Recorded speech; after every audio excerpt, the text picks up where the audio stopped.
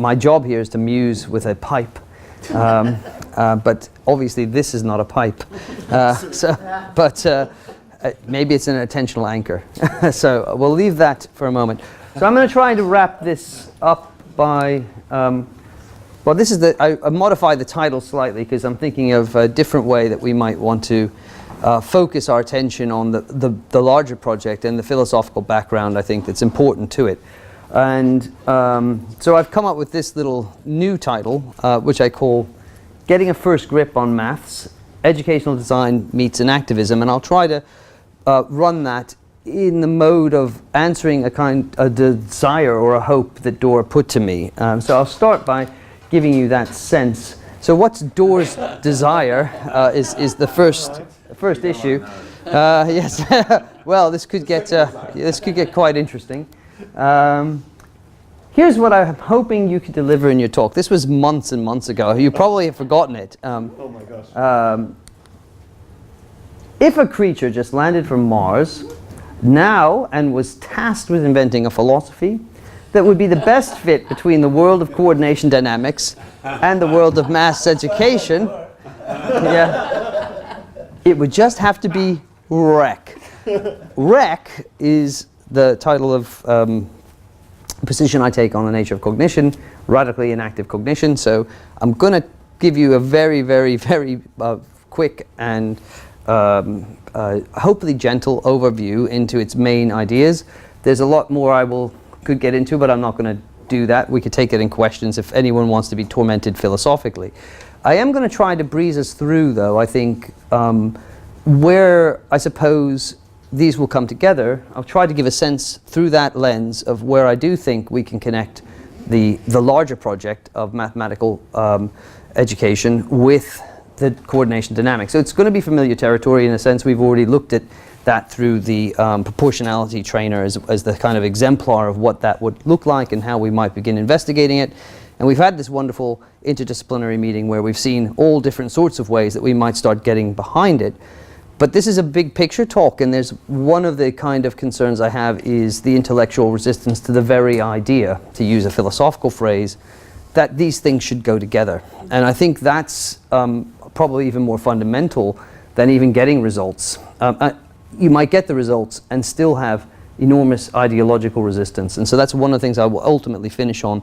But I want to kind of spell that out in terms of a broader picture of understanding the nature of minds and cognition and how we might reframe that understanding so that it would make this more plausible. And it would also raise a few danger points philosophically. So I'm going to take you through that just now rather quickly. Okay, so you may not have heard it. E may not yet be the word, but it's certainly the letter in cognitive science. It used to be not so, but since about 30 years ago with the publication of Varela and Thompson's and Roche's The Embodied Mind, there's been a wave of work on what we might call E-approaches to the mind.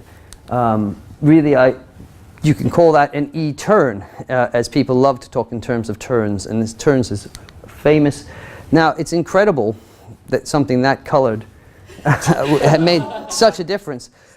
It's quite amazing that that stands out on the bookshelf, and it stands out, I think, as a marker in a real shift in thinking, or a beginning of a shift in thinking as a first statement. And it launched quite a few thousand ships. That's a much more sober-looking book from Thompson in 2007, connecting themes of mind and life. But you've seen it in the work of Alva Noe on action and perception. You've seen it by Susan Hurley with respect to consciousness and action. Then there's radical embodied cognitive science, which brings in the whole ecological framework and the American naturalist tradition by people like Tony Chimero. Andy Clark, of course, fiddled around with this by bringing us in touch with work from a number of figures, including Heidegger from the philosophical tradition, to reframe some of our thinking.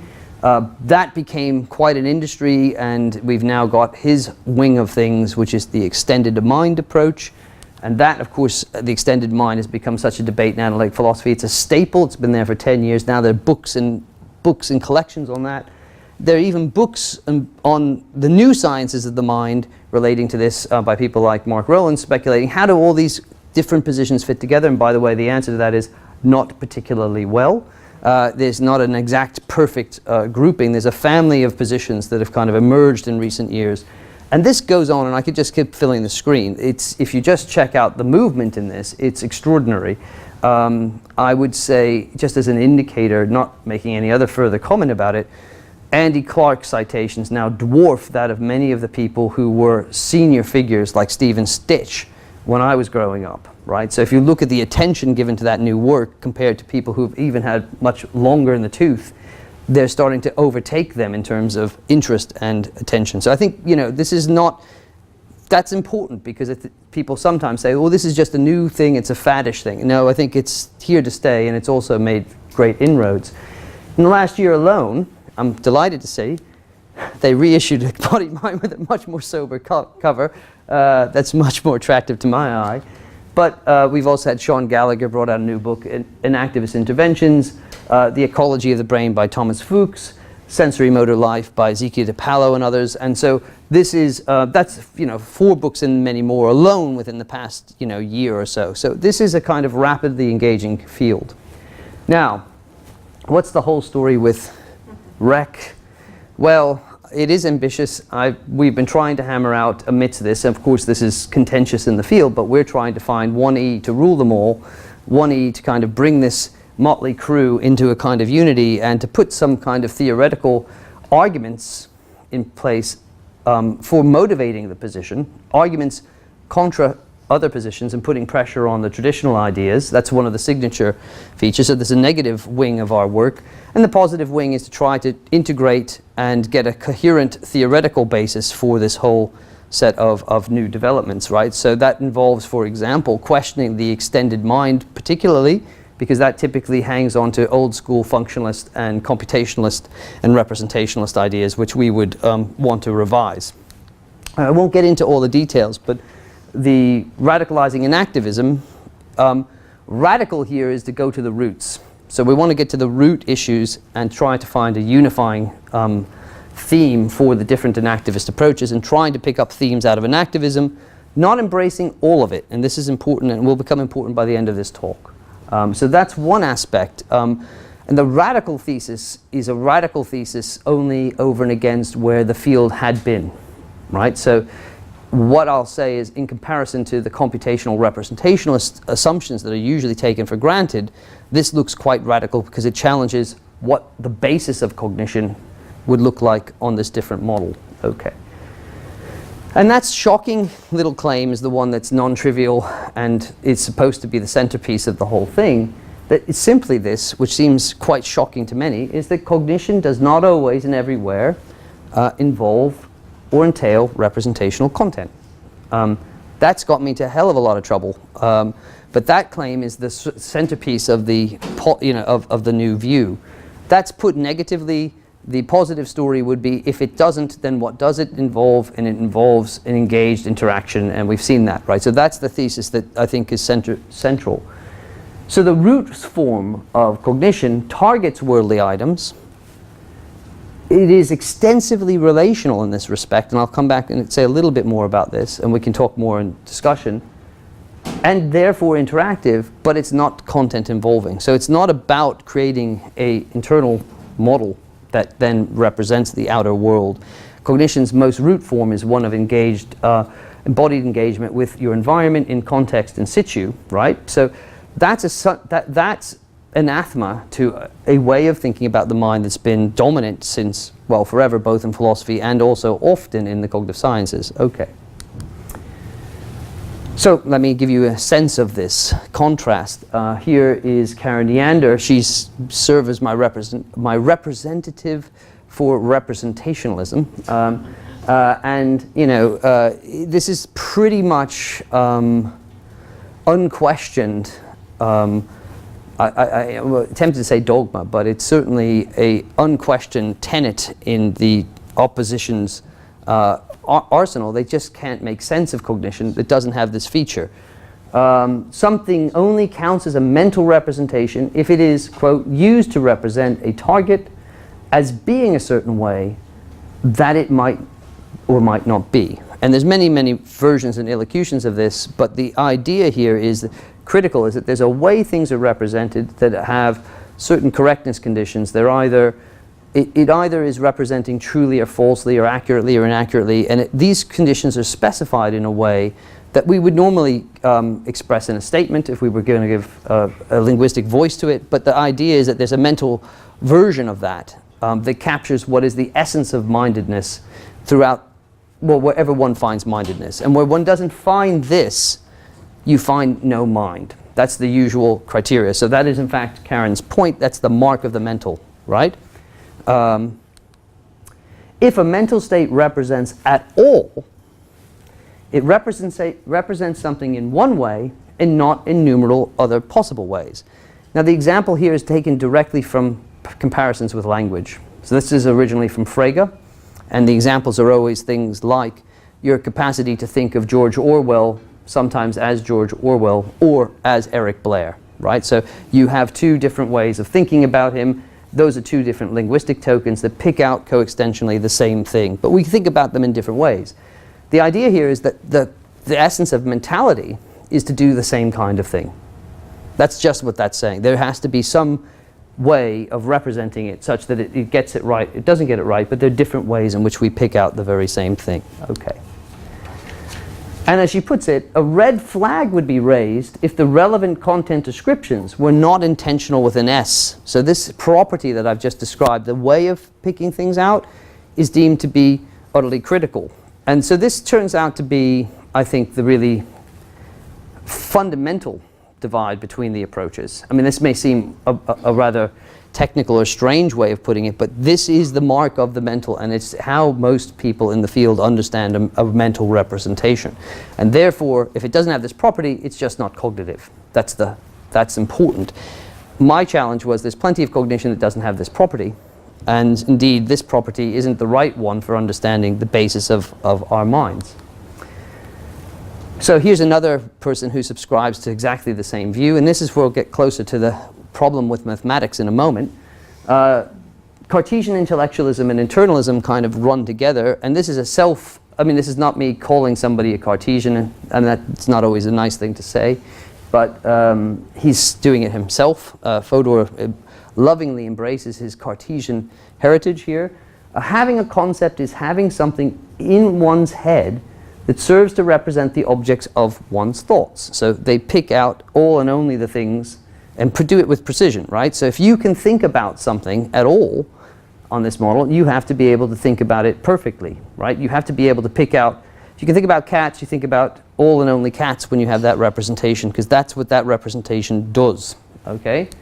Very important is this. What Cartesians deny is just that our putting concepts to the uses that we do is constitutive of the concepts or the having of them. So this is the most important kind of feature. We've got some feature on that model that picks out all and only the things we need to pick out. You can't think of, this is really important, you can't think about those things unless you can pick them out perfectly using this mode.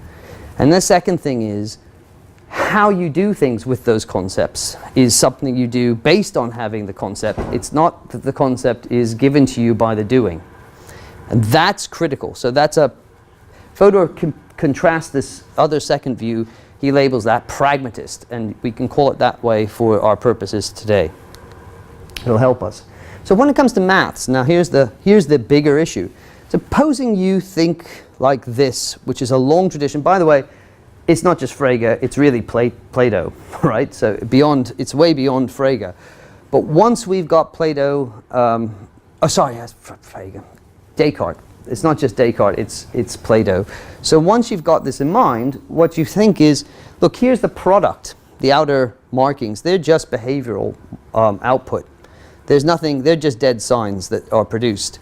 All the maths is going on inside the head, and we've seen it before. In the Meno, right? We can pull out that competence that's not evident. The competence is built into the basis of the system. It's already there. You have your intel inside. And the idea then is mathematics is simply a product or a behavior.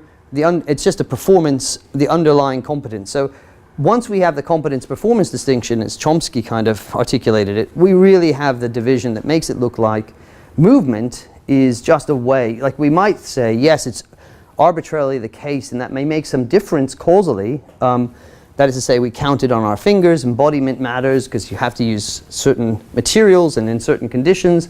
So embodiment matters in some causal sense, but it has nothing to do with the true cognitive competence of mathematics. And if that's right, what's all this movement dynamics, right? That doesn't make a lot of sense. Why are we all so excited about any of the kinds of things that we're talking about here?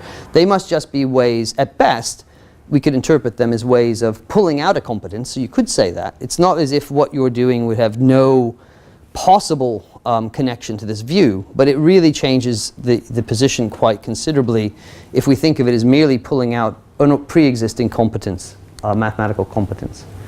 So here's Fodor's himself making this kind of point. He goes, abilities are prior to theories. They say competence is prior to content. In particular, knowing how is the paradigm cognitive state, and it's prior to knowing that. They are the pragmatists, okay, who he opposes. As he puts it nicely, there are lots of issues that a sufficiently shameless philosopher of mind can contrive to have both ways, but not the issue between pragmatists and Cartesians. Pragmatism is the enemy par excellence of Cartesian realism about mental states. And all I can say is, the feeling is entirely mutual. Okay, so I think you have to make a choice here on which of these two positions in the philosophy of mind you're adopting, and I think that choice matters to our thinking about education and the kind of projects that have been going on here. Okay, so what's up with REC on this? Let me make a clarificatory comment. They're t-shirts, actually. These exist, but they're different positions. Content involving cognition is something that REC embraces. I do not say, we don't say, that there is no content or that there is never any content involving cognition. What I said is that that's not a requirement for being cognitive. So it's some cognition involves content, and content is a late developing thing, and we would be obliged to explain what that is, but we don't think that's the basis of cognition, right? So kick is okay, but this is the position that we reject is unrestricted kick. Unrestricted kick is the idea that every piece of cognition has to have content, and the basis of cognition is rooted in the manipulation of mental contents or something of that nature. We won't get into Keck, but we could talk about that. Keck is a position that is a halfway house between these, which says, look, everything has content, but the content is sexier than you thought it was, right? It doesn't have to be the old school. So that's most positions nowadays are like that. Andy Clark, for example, will have a position like this. It's not old school computation and representation stories, so we can jazz it up, but we're going to infuse every piece of cognition with a bit of content. So that's a halfway house, and the REC position is the one that I think it actually better suits the ecological psychology and the coordination dynamics kind of approaches that we've been hearing about, which says, no, the first touch of mind is mind targeting aspects of the world and adjusting and responding to them. It's not about content at all at that level. Content doesn't come in and isn't appropriately understood at that level. I'll come back to this. It does raise questions of great importance. How do the content involving forms of cognition relate to those that are not content involving, if you allow for both? Okay, so that's important. And if we were talking about, if you say to me, well, wait a minute, you know, if you tell a story in which content isn't there initially, but it comes in at some time later, how did that come about? There's a whole program of work which I could talk to you about that we're involved in, about the origins, natural origins of content, but locating those much more in our sociocultural practices, right? Not in the root forms of cognition. So they're more unique to certain things that we do with external symbols rather than thinking they're the basis of cognition. And that's going to be important in a minute too for this talk, because we want to talk about mathematical cognition and its different varieties. And most recent book does exactly this. It spends a lot of time talking about how that might be possible to explain the origins of content, but more importantly, how do these two different forms of cognition interact? How is it that we've done it with different forms of memory and imagination cases, but not yet with mathematics. And I think that's the project here. Indeed, so you might say the slogan of what unites cognition on this new model, and I'll borrow this truncated quote from Andy Clark, all cognizing aims at, and this is really nice, he could work for Marks and Spencer's, all cognizing aims at delivering a grip on the patterns that matter for the interactions that matter, right? So it's kind of, yeah, it's a very good slogan. But I think that's right. When we're looking at cognition, we're always looking at interactions, the systems that matter to the systems and their development in one way or t'other, and their performances. So that's the core that cuts across both the symbolically based and the non-symbolic forms of cognition. That's part of the whole pragmatist turn. It's billed as an intellectual movement that moves away from the tradition of representation-centered framework towards a paradigm that focuses understanding cognition, and now we have some more manners on the notion of enactive. More enactive is skillful activity that involves ongoing interaction with the external world. And that's the idea. Not a internal representation. The cognitive action is out there, temporally extended, engaged. It's not something that happens in the head that drives the outer behavior. And so we have a two-step story. We have a singular step story as the most basic form of cognition. And then we can think of even symbolic activity, and I'll come back to this, as similarly involving objects, symbols, and such like, and their manipulation. So it's kind of a drawing that Kevin O'Regan, who's quite famous in this area, gave of Eric Meehan, my co-author. Eric only looks a bit like this. But as you can see, the idea is information is not poured into the head. So the cognitive activity you're witnessing is like here as an extended. The brain's function is to help coordinate this, but it's not to absorb information and then make possible and drive the gears of behavior. Okay, so another part of this, central part, is that we look to not computers and mechanisms, but living systems and their interactions as the basis for understanding what cognition really looks like. So, as Thompson puts it, mind is life-like and life is mind-like. Or as Noé puts it, where we discern life, we have everything we need to discern the mind. And so the questions there is not that no one ever computes, but rather that computing is more like a sociocultural practice rather than the basis of all intelligence. Right? So this is a big change in fundamental direction.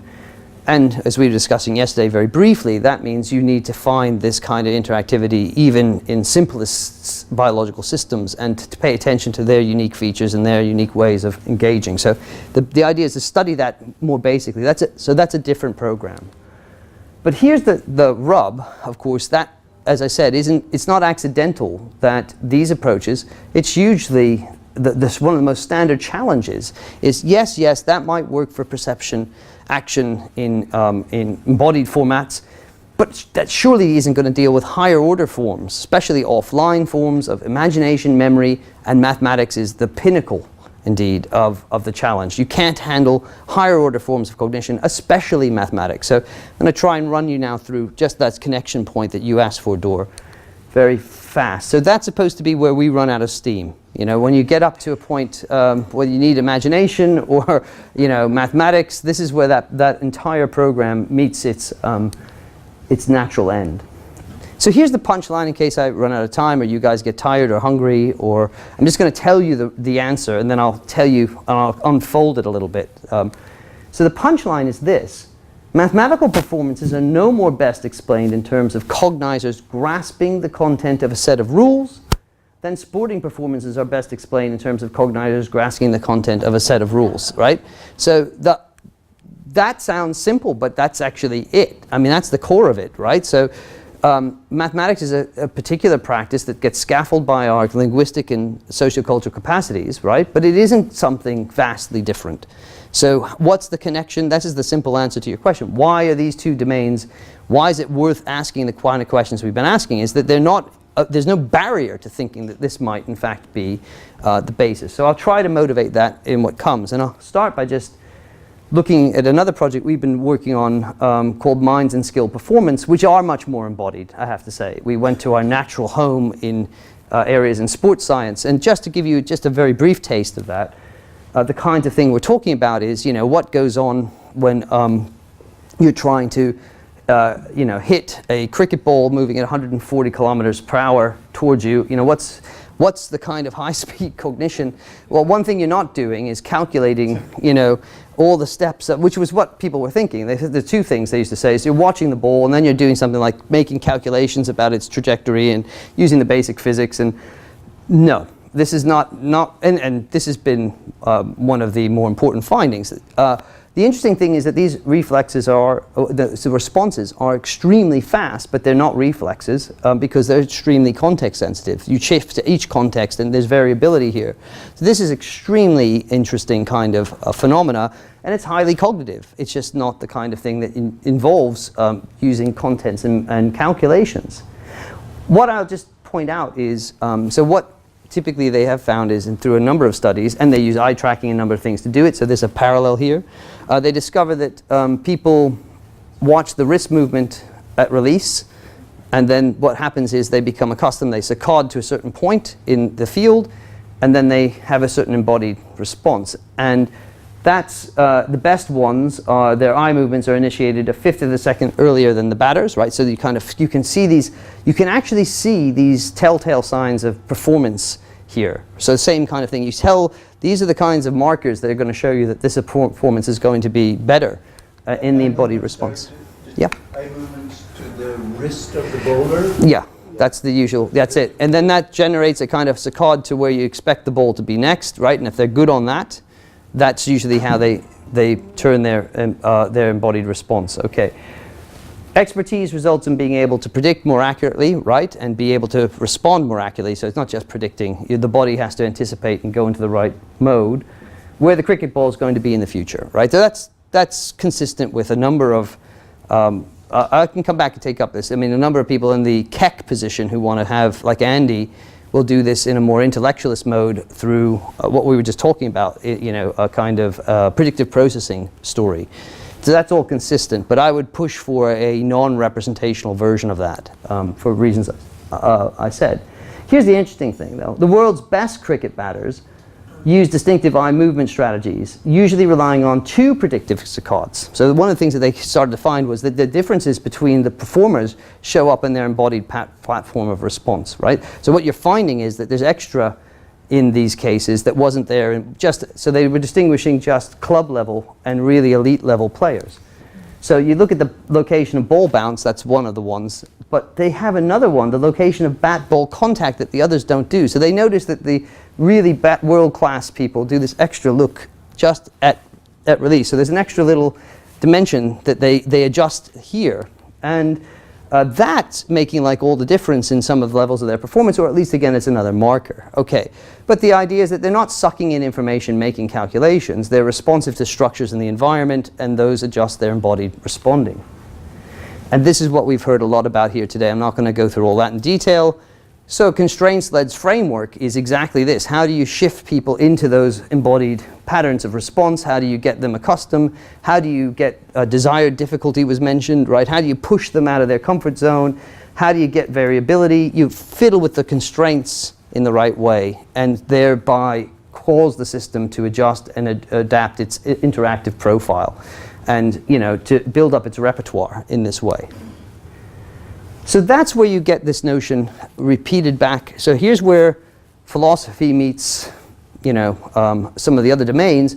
So the push that I've made against intentionality with an S towards the idea of an intentionally directedness is where you get this notion that you've been using of the intentional anchor. So here's an idea of something that's not represented, it's not got a content that is already telling you where to look. It's rather that your embodied engagement puts you to attend to certain structures, not others, and it's both what in the environment you're attending to and how you're attending to it that seems to make a difference to these performances. And that seems what the coaches are trying to get at when they're adjusting the attentional profiles of players. So it's what and how they attend and when, etc., and how that shifts over various stages of mastery. That's the general formula, right? So that's the general formula for what we've been looking at, and I think that applies equally well clearly to the proportionality trainer, for example. So, right, both in the music cases and all these kinds of cases, that seems to be what those performances look like. Okay. And that's, like I said, the center stage of the ARC project that we're currently running. We're actually, interestingly, tying this up with Japanese swordsmanship. Not that I have any expertise in that, I'm a philosopher. But we have people who do know how to do that. Okay. So here's the idea. What we're looking at is a set of things called doings that aren't done on the basis of content. They're not done for reasons. So between mere happenings, or you might call, blinks, for example, or involuntary responses, or winks, we've got something like doings. But my doings make up a structured pattern of dynamic bodily interaction with the environment that exhibits intelligence. In doing what I do, I accommodate and respond intelligently and non-accidentally to that environment. And that's what that's the feature of what, really makes up the bulk of cognition on this planet. It looks like that. Okay. So it's a kind of push me, pull you story too. You adjust the system in its interactive profiles in relation to what's there. So let me capture this. What happens when you bring in objects of certain types? And I want to make a comparison here. So this just is our way into the more purely mathematical, or canonically mathematical, let's call it, ways of engaging. So this is from Material Engagement Theory by Lambros Malafouras. It's a really nice book, How Things Shape the Mind.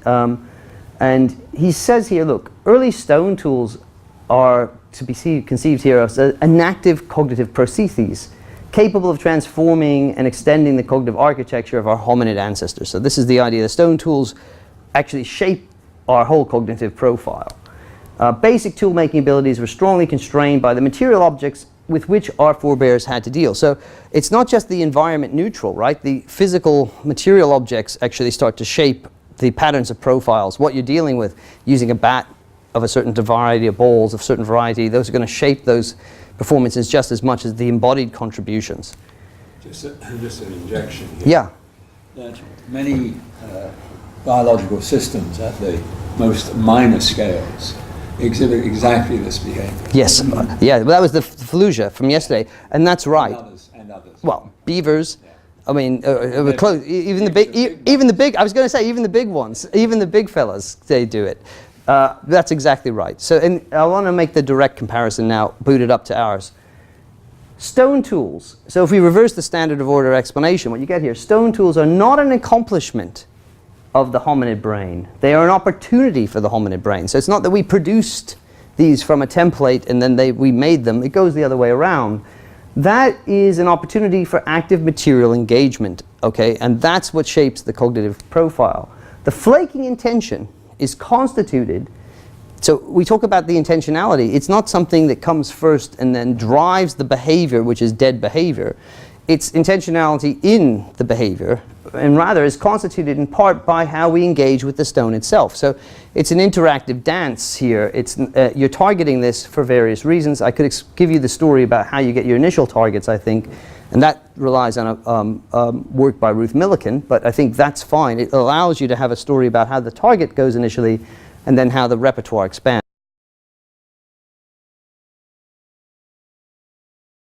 Now watch.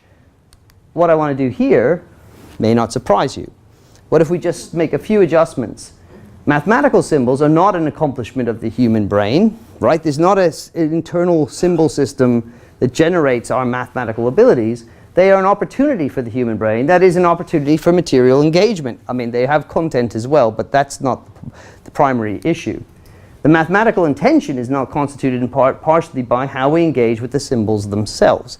Now, I will allow that these have content, or rather we can make true statements about mathematical structures, and that's fine. That's not actually a problem here, but that's not the basis of the cognition. And that's the important point, right? That's the bugbear. If you don't get that right, then this whole thing looks very difficult. Okay. Now, we could there's a lot of work now on enculturation. Some of my colleagues in Macquarie University in Australia do really good work on mathematical cognition and how it's enculturated through the history of the symbol systems we particularly use and their particular features. But like we were just saying, you're talking about a feedback cycle, you're talking about niche construction theories, you're talking about how that actually shapes the more basic system.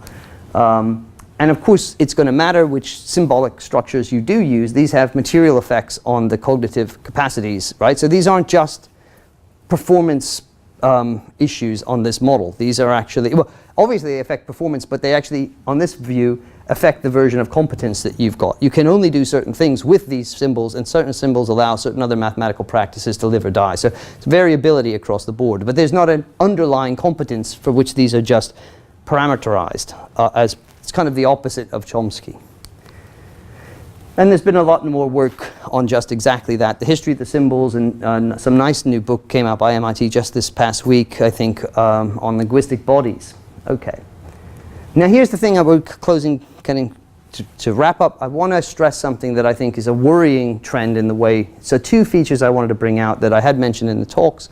One, on this model, we don't have to give up, we don't have to take an anti-realist stand about mathematics.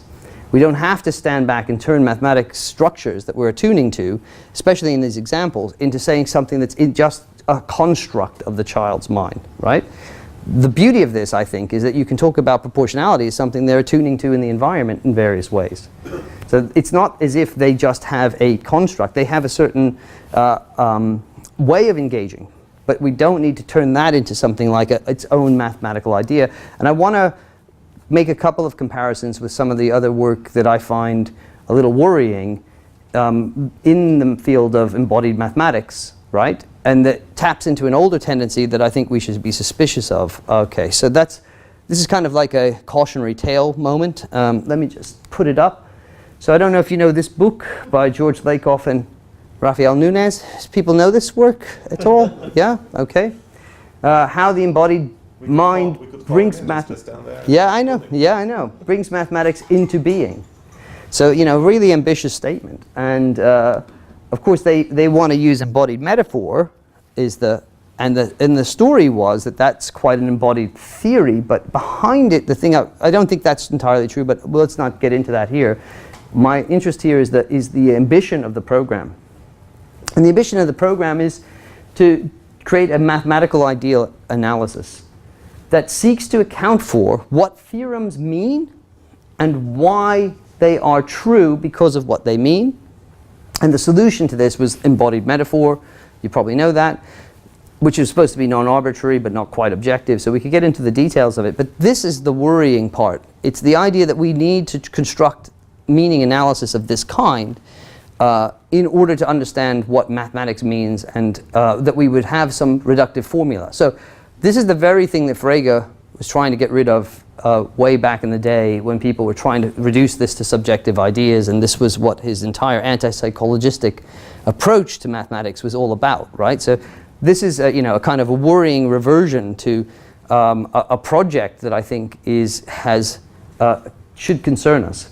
We think it is important to reorientate mathematical teaching towards understanding mathematical ideas and understanding why theorems are true. And now the idea is, if that's the payoff for the teachers, that like this is going to be a deep understanding, the reality behind the maths, I think this is a worrying trend. Notice it's also sits in parallel with the other kind of movements in CogSci around this, so the stuff on number sense from DeHaan and others, right? Same kind of move. How the mind creates mathematics, and it's the same humongously bold claim. Number sense is going to play the same kind of ideational role. So subitizing is an ancient approximate system. All sorts of creatures do it, and so that looks like the ancient system. And what we're told is we all possess an intuition about numbers and a sense of quantities of their additive nature. Upon this central kernel of understanding are grafted the arbitrary cultural symbols of words and numbers. Now the meanings of the maths now is again reduced to some kernel of the number sense. There's all sorts of problems with this, apart from the fact that there's what they call symbolic estrangement, and there's been a number of new studies that kind of raise doubt. So I mean, usually they try to do a sophisticated story about the data that drives you to think that these things might be connected, but I think they fall short, just as Nunez and the others, I think, fall short of giving you the full set of metaphors that you need to explain all and every kind of mathematical operation, right? Which is a huge project in both cases. So you usually get this overlap data, which maybe no one need deny it, but one shouldn't be in the business, I think, of trying to understand the content of mathematics in these kinds of ways. What's the alternative? Well, I'm going to call on my old buddy Ludwig Wittgenstein for just a minute and say, look, let's not go down this path. Following a rule is analogous to obeying an order, right? So it's not that you have to have some deep ideational understanding. We are trained to do so. We react to an order in a particular way, and we do this with mathematics. His famous line, of course, is we know how to go on, right? So there are times like it's not he has most of Wittgenstein's work was to push us away from the idea that there's a special kind of before the mind understanding that is the basis of our mathematical grip. And we don't, I think, without further argument, want to simply fall back into that, or rather, someone needs to address the worries that were raised by that literature before one makes these kind of bold maneuvers. There is no such thing on this model, and this is the very rec idea that I've been pushing. There's no such underlying rationalizing knowledge enabling the competence. That was the very thing that I've been trying to push against the other tradition. So I don't want it sneaking in the back door as a feature of the sense-making language of the enactivist. So that's one of the things where Evan Thompson and I depart company because of these very reasons. I think if you want to have the sense-making story, you're pretty close to buying in. By the way, when we took Nunes and Lakoff's example, the ideas determine the truth conditions for the meaning. It's constructivist in a very strange way, and it's also buying a truth conditional content story. So once you go into the sense-making ideal business, you're pretty much falling back into the parts of the representational story that the position objects to anyway. So that has to be handled with enormous care, and I think that's a worrying tendency in the way that we understand what we're getting out of these products. So as my old professor Crispin Wright says, the knowledge is the competence, or so I take Wittgenstein to be saying. The knowledge is the competence. It's not that there's an underlying understanding that you can pull out as well. You're competent in doing the maths, you engage appropriately under the right circumstances. There isn't a further, deeper basis for that. Otherwise, we have a two-world story once over again. If a person has not yet got the concepts, I shall teach him to use the words by means of examples and by practice. And when I do this, I do not communicate less to him than I know myself. Right? That's all there is to it. But is that all? So he says, isn't there a deeper explanation, or mustn't at least the understanding of the explanation be deeper? Well, I have myself a deep, do I have myself a deeper understanding? Have I got more to give in the explanation? Really, what is your understanding? If I give you a certain set of math problems, can you tell me what the deep understanding is that drives them? So the idea is that no, we have a competence and we don't need to push further in this direction. Dennett's more recent book captures the same kind of idea. Competence without comprehension is nature's way. We don't have a deep understanding in order to have our basic competences. We don't have a behind-the-scenes, fully articulated, intellectualized grip of all these phenomena in order to do the basic things we do. And that's, once again, to go the other way, would be to revert to the Fodorian picture and the Platonic picture, which we probably want to get away from. So the model, I'm almost finished, is not stop thinking, start doing. It's rather start thinking by doing, right? So we start our thinking in every case by doing and engaging in a practical mode. Finale, a couple of open questions that I think are really important for the project. They're really connection and interaction questions, and they've come up from the audience a few times.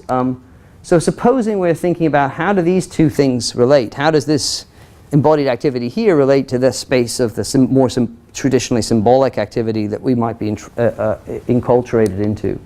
Is it a precursor, right? So is it just something that stands in a precursor mode? Is it somehow scaffolded? Do we taking this up from there? Is it subtended? I think this is probably my preferred thought, but I don't have any evidence, right? The idea is that the practices might be complementary, right? There's two different ways of getting at the same thing. Sort of like in social cognition, there's more articulate and less articulate ways of engaging, and they can relate, but they're not exactly the same. So they have different capacities. Is there going to be any, and this is the money question, I guess, for the educationalists, considering they're only interested in the symbolic results for their particular reasons, is there going to be any transfer from the one domain to the other? Are we going to see some effect where these two things are worked in correlation? Do they work better that way? So I think that's a crucial question. And then there's also this, is there a developmental window issue here? Do we need to see this happening at a certain stage of development? Does it have to be an early stage or a late stage intervention, right? So where exactly is it going? So these are not questions I'm, as a philosopher, remotely equipped to ask, to answer. I can ask them. But I think, we might think that these two things operate in the best case scenario will turn out to have a complementary relationship, or there might just be a different way of gripping on the mathematical phenomena that we could value for other reasons. They might have other effects. So that there's, there could be a number of questions, open questions here that need to be asked. The final one, and this is related to our own project, is I think if you're thinking of taking this on the road somewhere, especially into educational circles, and I've said this before, I think the likely Cartesian bias and Platonic bias in ways of thinking will make the connection to this look totally mysterious. I mean, it just doesn't seem obvious why. And you raised that when I first came over. Like, why would skilled performance here have anything to do with it? Now, I've told you a story, but most people are not going to sit still, unlike yourselves, to hear that story. And so I think we need to do something with those populations, the educationists and the education policymakers and stakeholders, at least to highlight to them that they have such a bias. And there is a particular method that I think could be used called experimental philosophy, but I'll leave that hanging in case anybody actually wants to ask me what the heck that is and why that might possibly work, because I think I've more than said enough. So thank you very much, and I'll just close that down.